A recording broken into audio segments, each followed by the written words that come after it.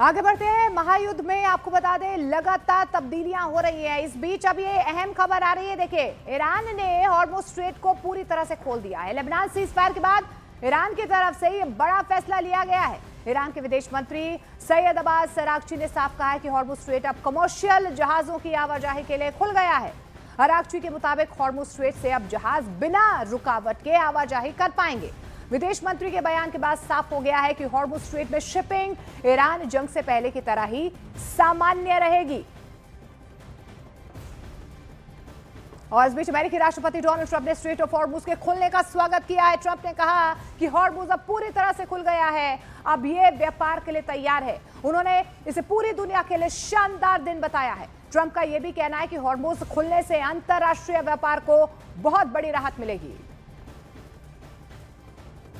This will be a great and brilliant day for the world because Iran has just announced that the Strait of Hormuz is fully open and ready for business and full passage.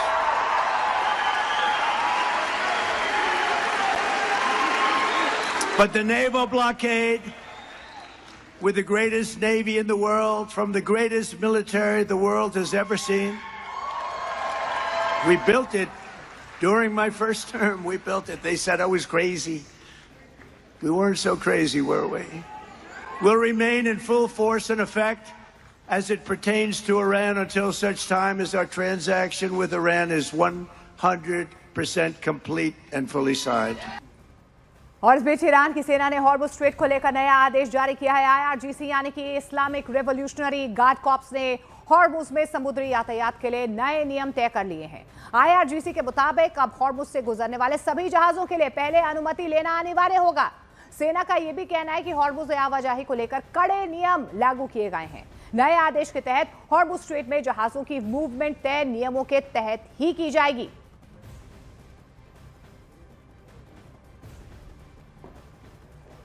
और देखिए, Israel, America और Iran के जंग के 50वें दिन Hormuz को खोलने पर सहमति बन गई है। हालांकि देखिए, हॉर्मुज़ पूरी तरह से खुल चुका है, लेकिन ईरान ने कई शर्तें यहां पर रखी हैं। हॉर्मुज़ से आने जाने के लिए नए नियम बनाए गए हैं, जिसका पालन करना बेहद जरूरी होगा। हॉर्मुज़ स्ट्रेट में आवाजाही को लेकर ईरान ने 4 नई शर्तें तय की हैं। क्या क्या वो शर्तें हैं वो आपको तफसील से बता देते हैं। देखिए, पहली शर्त तो यह है कि पहला, हॉर्मुज़ के रास्ते जहाजों को केवल ईरान की तरफ से ही निर्धारित रूट से ही गुजरने की अनुमति होगी।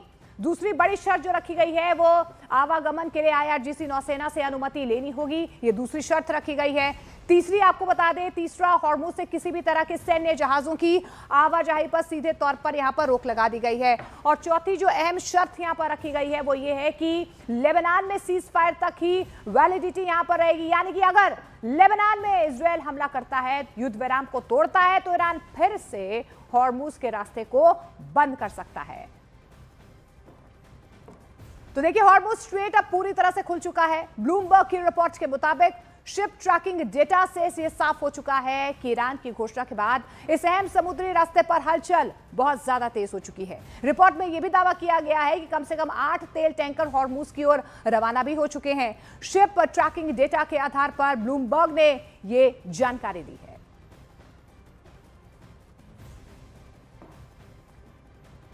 इस बीच ब्रिटेन के प्रधानमंत्री की स्टार्मर ने हॉर्मुज़ स्ट्रेट के खुलने का स्वागत किया है। उन्होंने कहा कि हॉर्मुज़ अब फिर से खुल चुका है, इसे खोलना एक वैश्विक जिम्मेदारी है। की स्टार्मर के मुताबिक हॉर्मुज़ के खुलने से शांति और स्थिरता की वापसी हुई है। उन्होंने ये भी कहा कि हॉर्मुज़ में पूरी तरह स्वतंत्र आवाजाही जरूरी है ताकि व्यापार को बढ़ावा मिल सके।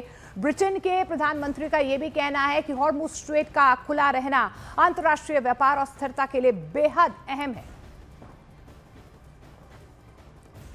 संयुक्त राष्ट्र ने ईरान के हॉर्मुज़ स्ट्रेट खोलने के फैसले का स्वागत किया है। UN के महासचिव एंटोनियो गुतरेस ने ईरान के फैसले को सही दिशा में उठाया गया कदम बताया है। गुतरेस ने यह भी दावा किया है कि हॉर्मुज़ के खुलने से विश्वास बढ़ा है।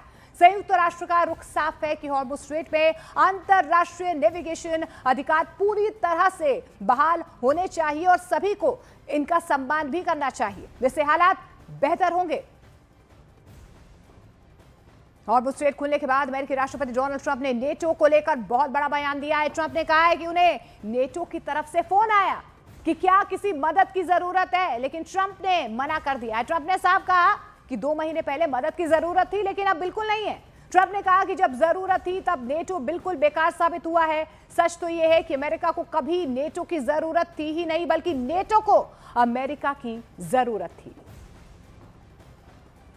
And now that the Hormuz Strait situation is almost over, I received a call from NATO asking if we would like some help. Thank you very much, NATO. And I told them I would have liked your help 2 months ago, but now I really don't want your help anymore. Because they were absolutely useless when we needed them. But actually, we never needed them. They needed us.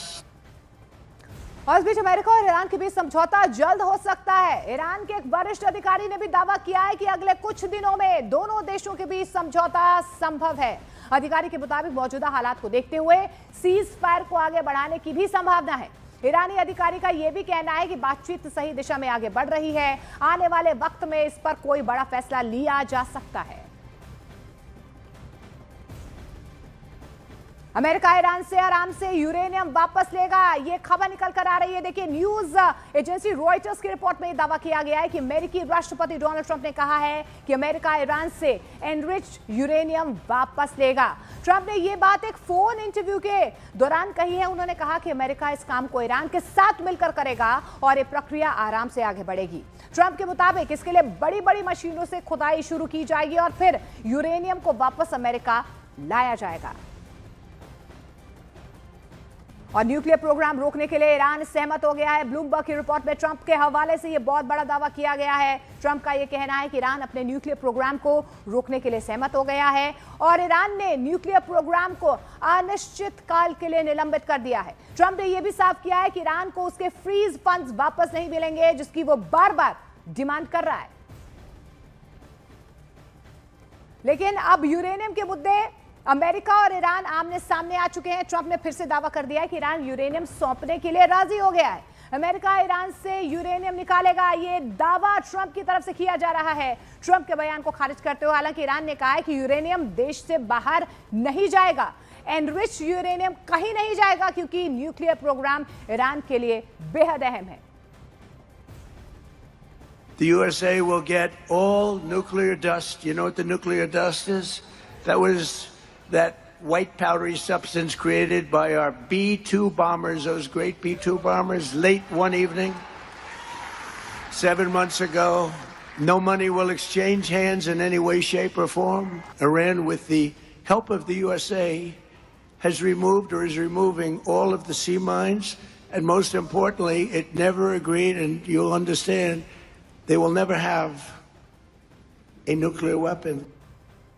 America और Iran के बीच होने वाले deal को लेकर अमेरिकी राष्ट्रपति Donald Trump ने बड़ा दावा कर दिया है। ट्रंप का यह कहना है कि ईरान डील में अब कोई अड़चन नहीं है और दूसरे दौर की बातचीत में डील तय हो गई है। उन्होंने यह भी कहा कि दोनों पक्ष शांति समझौते के बेहद करीब है। ट्रंप के मुताबिक बातचीत बहुत अच्छी तरीके से आगे बढ़ रही है और यह समझौता सभी के लिए बहुत अच्छा साबित होगा।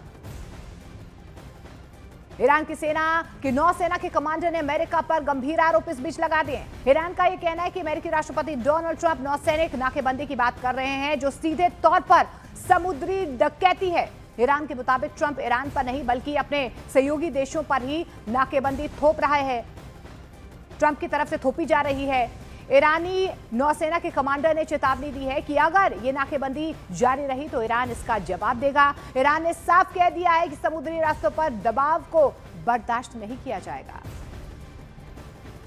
लेकिन